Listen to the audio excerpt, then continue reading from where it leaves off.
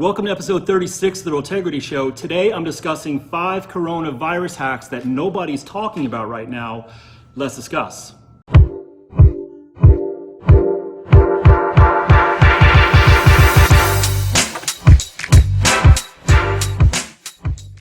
Hi, I'm Robert Swiderski, broker owner of Rotegrity, Real Estate with Integrity. Welcome to episode 36. This is essentially the public service announcement episode of the Rotegrity Show. Let's get right into it. So 5 hacks that nobody's discussing right now. Number 1, an ozone generator. If you're not already familiar with what an ozone generator is, well, I have one here. This is what it looks like. It's almost the size of a small space heater. You can buy them on Amazon for anywhere from $120 to $300. I picked up that one for like $140, give or take. What an ozone generator does is it disinfects everything. Ozone is a gas, so the gas gets into all the nooks and crannies that, quite frankly, it's impossible to wipe. You can't wipe every single surface in your home, in your car, apartment, whatever it may be. These things are great. As a motorcycle passes my office. These things have been around for a long time. Used car dealers use this very frequently. If you get a car that smells like smoke because the previous owner was a smoker, it's impossible to clean inside the vents and all that kind of stuff, right? So they put one of these in there for 20 minutes and it takes care of everything. It kills viruses, it kills bacteria. I'm not a doctor. Go on Google, do your research on ozone generators, see if this makes sense for you, but they are serious, they're no joke. They should come with a sign that says no entry. You cannot be in the room when one of these things are on. It's converting the oxygen into ozone. The ozone that it creates has a 30-minute half-life from what my research showed. So after 30 minutes, it degrades by half, and then every 30 minutes. And after you treat the room, you need to open the windows and freshen it all out. Make sure your pets aren't in there. Make sure nobody's in there. But it really does work according to all the research that I've done. Okay, hack number 2, cash.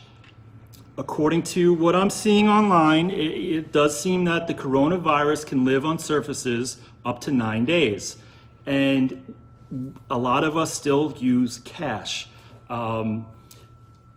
It's obvious, right? If the virus does live on money up to 9 days and we're all exchanging it all over the place, that is a potential way of contracting the virus. If you touch the money, then you touch your face, right?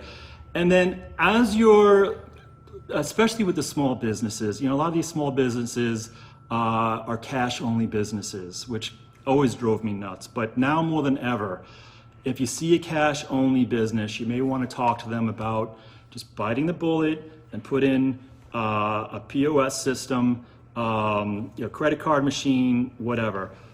Inside my real estate office, we are no longer taking cash for deposits. We are trying to have everybody just use Zelle so they can just electronically. We don't even want to take the checks and the personal checks or the certified checks. We just zap it into the account. And any of the small businesses that are able to do that out there, I highly encourage it. And also, as a small business owner, every single day, I am wiping down my door handles with Lysol wipes and all of our customer chairs that people sit in. And my agents right now are working from home as much as possible, but that's I guess maybe another video. All right, hack number 3. And Americans tend to have a big hang up with this one. I'm an American, but a bidet.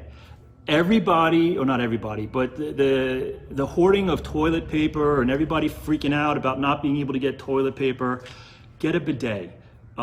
Just get over it. Whatever preconceived notions you have about a bidet, just get over it. Millions of Europeans can't be wrong. I installed one in my apartment months ago. Before this, it had nothing to do with the virus. We just wanted a bidet. Again, you can get one. The one that I use is called Tushy. You can find it on Amazon as well. It's like $120. There's no electricity involved. It retrofits onto your existing toilet. It works great. I promise you, I probably have the cleanest tushy in Queens, but it really does alleviate the need for hoarding toilet paper. So look into getting a bidet. I recommend the tushy. Just do it and get over it and stop hoarding toilet paper. All right, hack number 4, dogs and pets.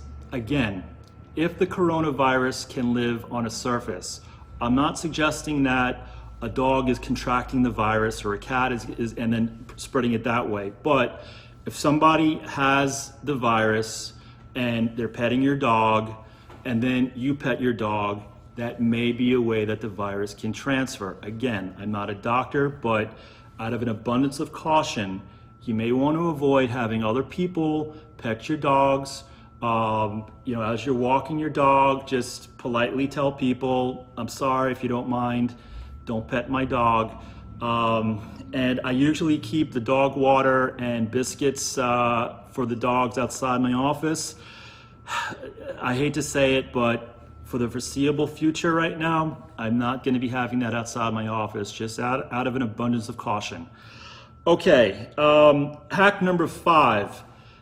This is going to seem, I guess, maybe obvious, but with the schools closing and people working from home, and this doesn't mean that you should be going out to restaurants and going to the park and going out and about in the community. The social distancing that we're discussing now, it's meant to try to help keep this from spreading. So yeah, it's like self-quarantining, I guess, but staying home as much as possible. So listen, to keep yourself from going stir crazy, bite the bullet and get that Netflix account or the Disney Plus or whatever, Apple TV, whatever streaming services, just to keep yourself entertained and your kids entertained while we're going through this. And aside from your Netflix and whatever else, may I recommend going back and watching previous episodes of The Real Integrity Show. It had to come back to real estate, right? So if you are thinking of buying, selling, if you're a landlord, whatever, go back and watch episodes. This is episode 36, so there's a lot of content out there that you may find useful. And also, if you are considering selling anytime soon, you can click the button below. I think it might be over here.